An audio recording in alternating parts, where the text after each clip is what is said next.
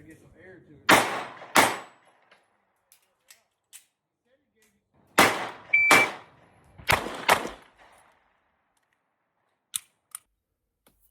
What's up, guys? Here we are with another video, and I know it's taken far too long. Life has made a series of huge changes once again. I just moved halfway across the country to become a handgun manager for Shields. So I've been in the process of all that. I also did this video once before, didn't really like the way it came out. I don't like to be scripted. I like to do everything just completely off of my actual knowledge and my actual feelings of the way that I feel and the way that I think about certain firearms and functionality and all those things. So here we are, finally doing the video for the 500 round review of the TTI Combat. As you all know, I have both. I have the bronze and I have the smoke. So I did a 500 round review. As you can see, the smoke does have an optic on it now. It did not have an optic on it before I fired the first 500 rounds through the gun. So with Canik, the recommended break-in period for a Canik is 500 rounds. So that's what I have done with these, and I have done nothing else with them. So a lot of recommendations come out for Canik in general, that you should shoot 124 grain, which I believe is in the user manual. Shoot 124 grain 9mm ammunition, that you should, recommendations from the internet, polish the feed ramp, get a lighter recoil spring, because from what I understand, Caniks are oversprung from the factory. And there was all kinds of other recommendations that people came out with, which one of the biggest ones, and I do get behind this one because I know that this can be a problem and people just don't want to face the fact that they don't know the true fundamentals of shooting. So one of those recommendations as well is not limp wristing the firearm. For me, I know that I was not limp wristing these firearms. As a lot of you know, I just came from a range where there were a lot of instructors present. I actually took a red dot course from one of the instructors with my echelon, and I learned a ton. I am not a perfect shooter by any means myself, but I am finding the resources to become better at that the best I can. So with the TTI Bronze, I bought that one when it first came out. I took it out to the range, and I believe I may have mentioned this in my other video. In the first couple of mags, I had a couple of issues, whether it was failure to go into battery, as well as one stovepipe. That was 3 malfunctions in 2 magazines.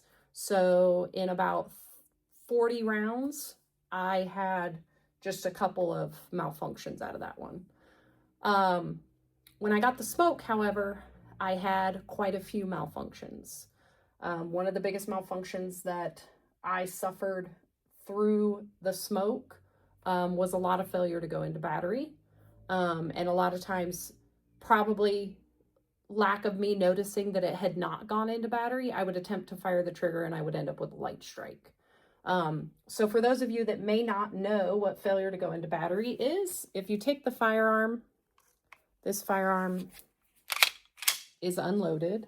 They both are, neither one has a magazine in it. Unloaded, there's no ammo in here. These are not even loaded.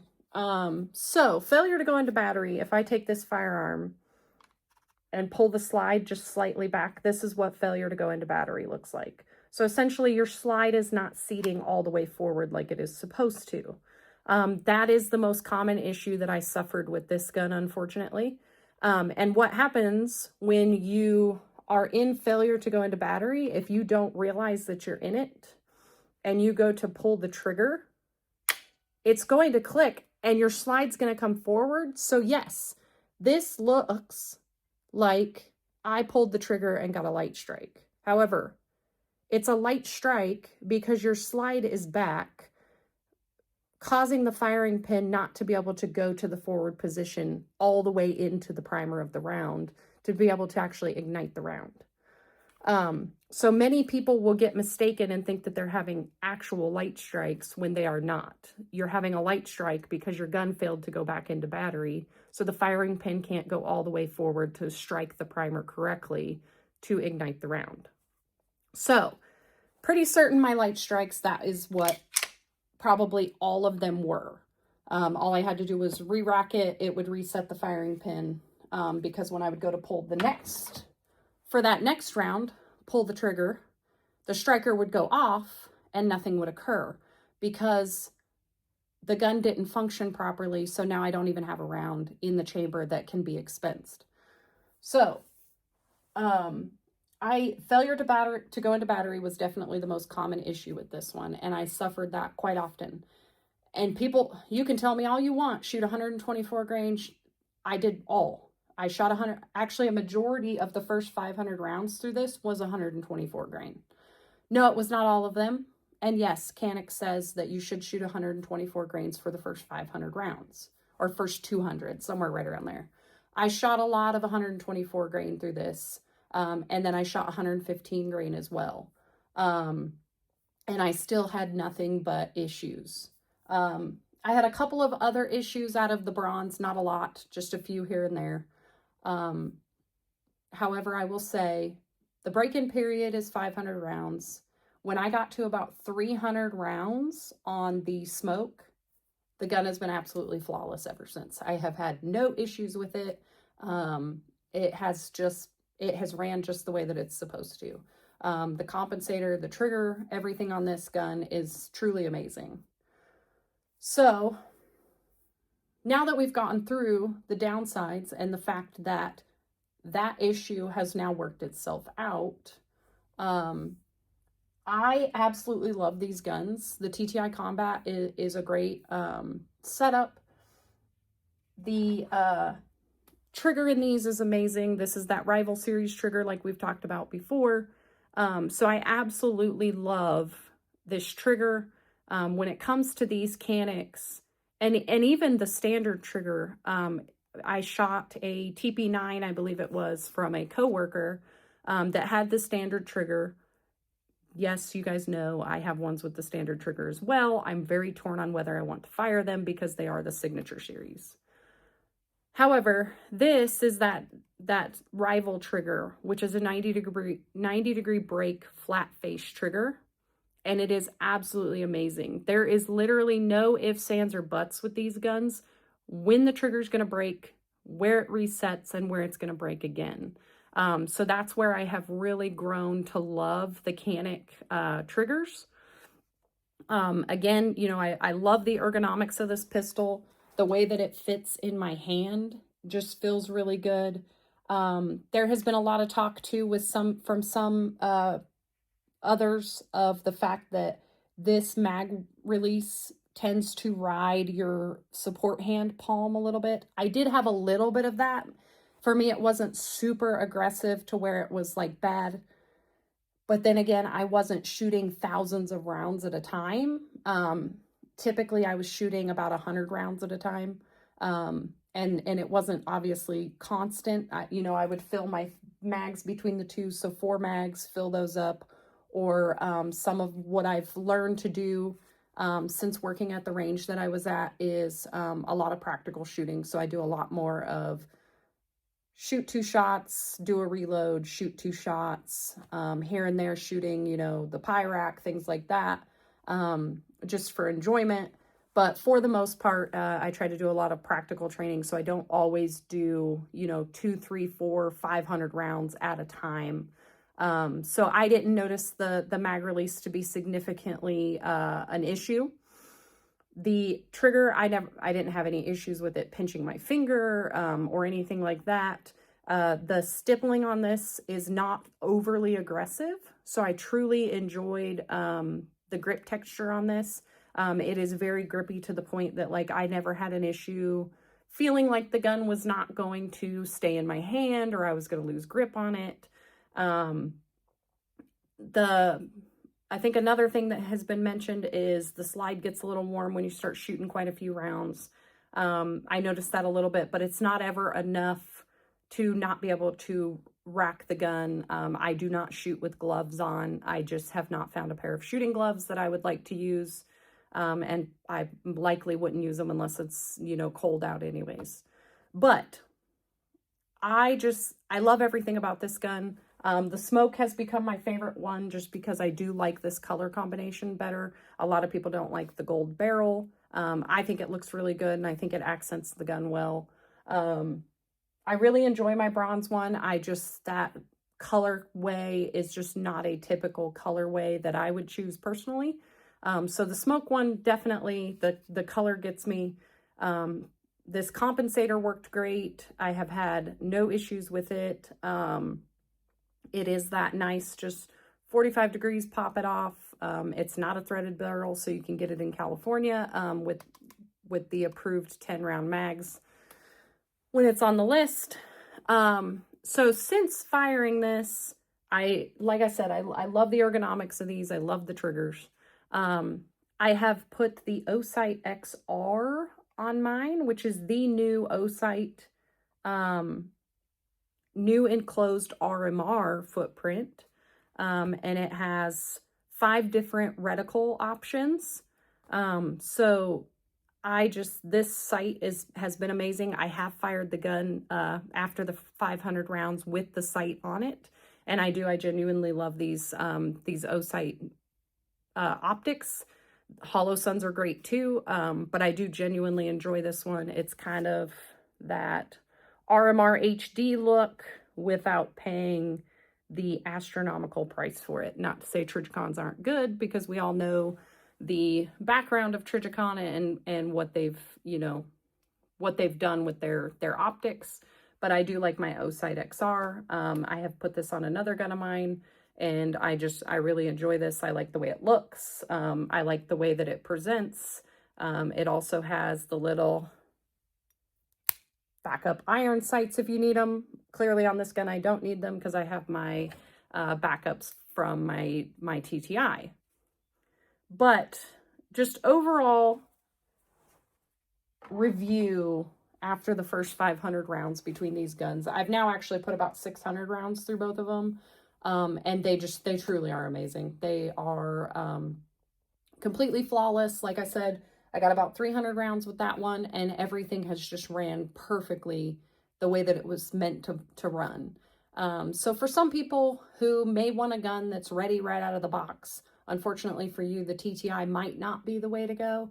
Now, that's not same for everybody. Some people buy them and they come straight out the box. Like I said, the bronze one, I had a couple of malfunctions, maybe 10 total throughout that 500 rounds. And it worked great. The other one, I had quite a lot of issues. For those people out there who get upset about the fact of like break-in period, oh, it's crap, I don't want it. I shot 200 rounds and it's not working. This is crap. It's a mechanical item. It's the same thing with cars. People are going to sit and say all day that certain motor companies are terrible. And while, yes, sometimes that's true, and that has more to do with their track record and their, other things that feed into that, every motor company has issues of some sort mechanically. It's the same thing with guns. Some guns have a break-in period, some don't. Some you can buy right out of the box and they're perfectly fine, and others they're not. This is why a majority of gun companies have really good customer service, because they don't want to lose your business. So people, buy Glocks because they're not only are their guns reliable, but their customer service is really good, and what they do for their people is really good. It's the same thing. I have heard a lot of negative recently about Canik's customer service. And if that is the case, I do hope that they get that back on track, because that's truly how they're going to lose a lot of business and how they're going to lose a lot of people. But as far as the guns themselves go, I am truly enjoying the ones that I have. The MC9 Prime I have shot. I've shot these two. Like I said, I have shot ones that other people owned, whether it was the TP9. I believe I shot an SFT that was somebody else's as well. And I've had just flawless experience other than the first 300 rounds from this one. But even then it was just, I'm going to run this and we're going to see what's going to happen. Can I get to that 500 rounds and that truly be the break-in period and the gun be good to go? Like I said, I didn't make it to 500 rounds before this one was running flawless on its own. So for anybody questioning, I would just say prepare yourself. You can do the other suggestions. Polish the feed ramp before you shoot it. Make sure you clean and oil it. I'm going to tell you with the smoke, I think I cleaned it once in that 500 round period because I thought, let me go ahead and clean it and see if maybe at that point, I think I was having a little bit more malfunctions. And so I wondered if maybe it had more to do with the fact that the gun was dirty. So I did clean it, polished it up a little bit, and then went back to shooting it. And like I said, 300 rounds, it was good. The bronze, I have not cleaned at all, and I've put 600 rounds or so through it, and it has been absolutely flawless, other than, like I said, those maybe 10 rounds. So like I said, the other thing to consider is the limp wristing. I know, especially all of these brute men out here, you like to think that you are good at shooting and that you know what you're doing, and that's not always the case. After working at a range for 6 months, I learned very quickly that there are a lot of people that truly don't know what they're doing. So I have seen a lot of Glocks, I've seen Glocks malfunction because people weren't holding them correctly. So when you're doing this, you have to make sure that your wrists are giving the gun feedback so that when it fires, it has something to cause it to go back forward. Because when you let the gun snap and do its own thing, it's not getting the proper feedback. And think about gravity working against this when it's in this position, that the gun is not going to return to battery like it is supposed to. So record yourself. If anything, do a slow motion video to show yourself. I'm not going to lie to you. There was a couple times that I did that. I watched slow-mo videos of myself shooting both of these and wondering, am I limp wristing? I had another RSO that I worked with watch me, and he said the same thing. You're not limp wristing it. So something else was going on. So I made sure myself, like I said, I am not the greatest shot in the world, and I learned a lot more in that 6 months at the range I worked at than I did in the 5 years I spent in the Marine Corps as far as shooting went. So I know that I have not limp wristed these, and like I said, now that I'm at certain round counts, they have been absolutely flawless, and I've had no issues with them whatsoever. So yes, you can do those small preventative measures ahead of time. If you want to shoot the whole 124 grain out of it for the first 500 rounds, you can do that as well. Another recommendation that's usually put out is to lock it to the rear. I've gotten an answer mixed in between doing that for 24 hours and doing it for a week.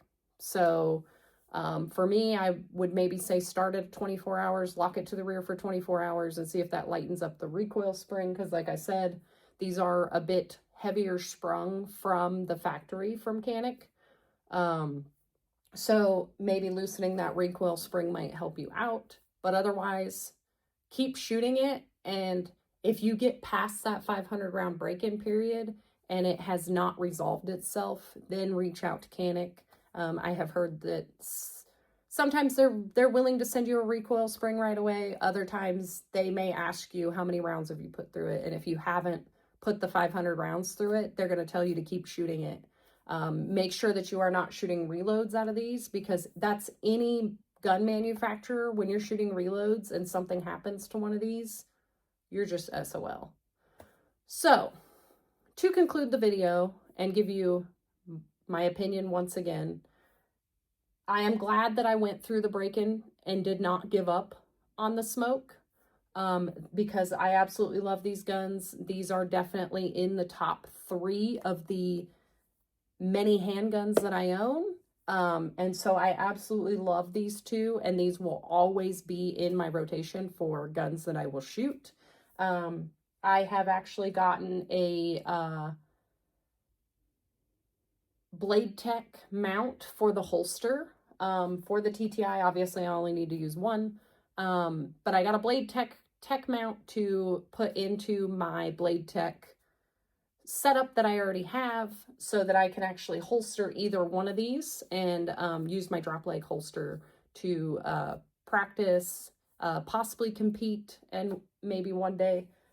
So I'm super excited that these, like I said, the holster had the holes in the right spot that I could mount the mount that I wanted, so that I can utilize these the way that I want to, because I do genuinely believe that the holsters for these are very good as well. It's a nice competition holster with the thumb screw retention adjustment, and I love the ergonomics. I love the trigger on these, and these Caniks with the Rival Series triggers will definitely be in the top for me for a long time to come, unless something else comes better.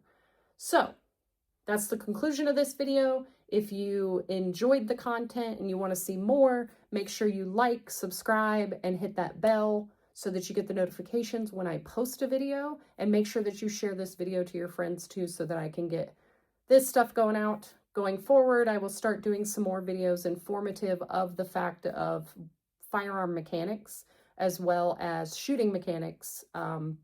Like I said before, I am not an instructor, but I did learn quite a bit at the range that I worked at, enough to feel confident showing people how to get better, because it is very unfortunate when people become scared of guns, and it's because they're not being taught how to utilize them properly, or how to hold them properly to shoot and do well. So I will catch you guys on the next video, and I thank you again for watching.